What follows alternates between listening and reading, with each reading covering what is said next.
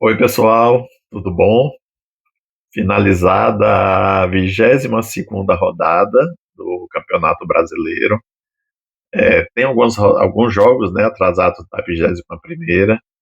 Agora a gente vai ter no meio da semana, a gente está no dia 9 de agosto de 2026. No meio da semana vai ter a rodada da Sul-Americana, Libertadores e esses campeonatos patrocinados pela Conmebol.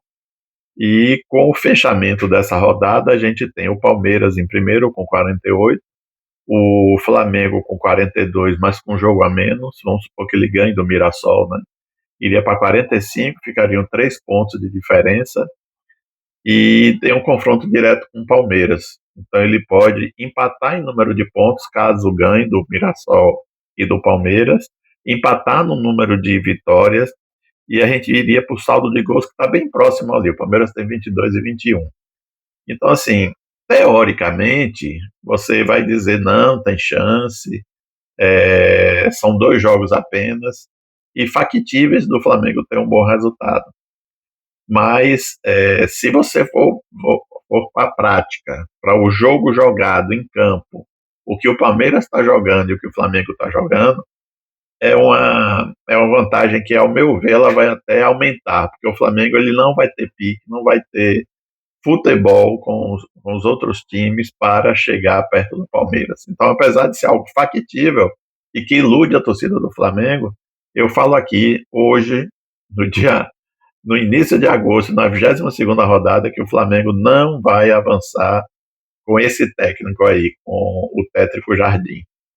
Então, é um aviso com relação a essas primeiras colocações. O Atlético Paranaense está com 40 pontos, ganhou do Santos hoje, se consolidou no terceiro lugar, ele está com a diferença já de 5 pontos para o Fluminense está caindo de produção, e o Cruzeiro subindo. O Cruzeiro daqui a pouco ele vai passar o Fluminense e acredito que passe o Atlético Paranaense. O Bahia, eu acho que com o Rogério Ceni ele não vai ter muito avanço com relação ao futebol que está sendo jogado. Então, logo após o Fluminense, que está em quarto com 35, tem o Cruzeiro com 33 e o Bahia também com 33, mas acho que o Bahia ele vai cair de produção. O Corinthians chegou a 32 pontos, ganhou do Bragantino hoje, uma falha bizarra do Volpe, uma bola que veio na grande área e ele tentou chutar, dar um chutão para frente, falhou, a bola sobrou para o Garro e o Corinthians fez 1-0. Acho que se não fosse essa falha, esse jogo ia ser empate, mas o Bragantino é sempre assim. Quando a gente acredita um pouquinho e o time está melhorando na tabela, ele apresenta essas falhas, você pode perceber. Então, logo depois do Bahia, vem o Corinthians com 32, Bragantino com 31, que perdeu o jogo para o Corinthians, Botafogo 30, que teve um empate com o Fluminense ontem, 1-1, Curitiba 30, ganhou da Chapecoense, né? No jogo de ontem, por 2-1. O Atlético Mineiro com 29, São Paulo com 26 e o Vitória com 26 em 13º. O Vitória ele não perdeu nenhuma posição nessa 22ª rodada, mas ele viu alguns adversários se aproximarem. O Vitória tinha 4 pontos em média de distância para os times de baixo. Mas o Grêmio, com a vitória do Grêmio no jogo de ontem, ele foi para 25 pontos. O Mirassol, com 23, manteve a pontuação, né? O Inter, porque o Mirassol ele acabou perdendo o jogo de hoje. O Inter está com 23 pontos, empatou com o Palmeiras também. Santos, 22, acabou perdendo do Atlético Paranaense lá na Vila Belmiro. Para mim, o Santos, eu reputo como um candidato ao rebaixamento. Eu espero que assim continue, que não haja nenhuma recuperação por parte do Santos.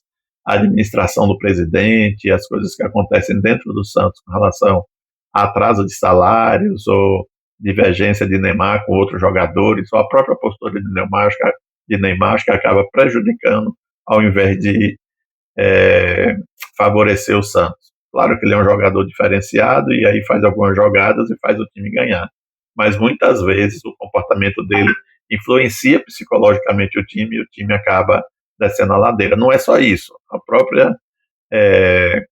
próprio presidente, administração, diretoria, com atraso de salário e algumas coisas que acontecem no Santos, acabam influenciando e fazendo com que um time tenha um mau desempenho. Aí depois nós temos o Vasco, em 18º com 22, empatou com o Bahia hoje. O Vasco melhorou com esse técnico português, mas não vejo uma memória assim efetiva e uma segurança de que isso vai continuar. Vamos ver os próximos jogos. O Remo com 22 e a Chapecoense já eventualmente rebaixada com apenas 10 pontos. A Chapecoense, para mim, ela só tem possibilidade matemática, mas ela está fora aí já da Série A no ano que vem.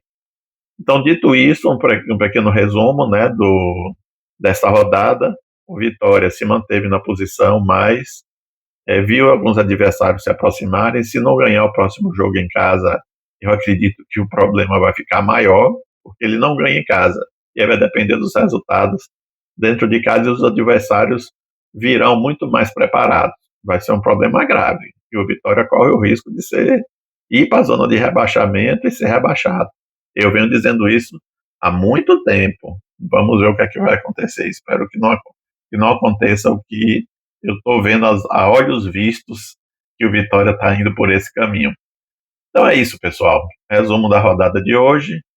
Vamos ver, o meio de semana vai ser sobre a Libertadores.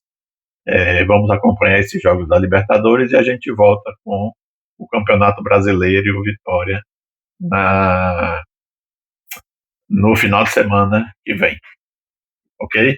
Espero que, se você puder, agradeça a sua visualização, deixe seu comentário, se inscreva no canal e, se der, curta também. Vou agradecer bastante. E dê alguma ideia de pauta, alguma coisa que a gente possa falar aqui que se refira ao Campeonato Brasileiro ou algum outro campeonato, mesmo Libertadores, ou a Sul-Americana, né, que a gente comenta aqui também. Mas principalmente nosso foco é no Vitória, tá bom? Valeu, pessoal. Obrigado, viu? Uma ótima semana que está se iniciando para todos nós. Tchau.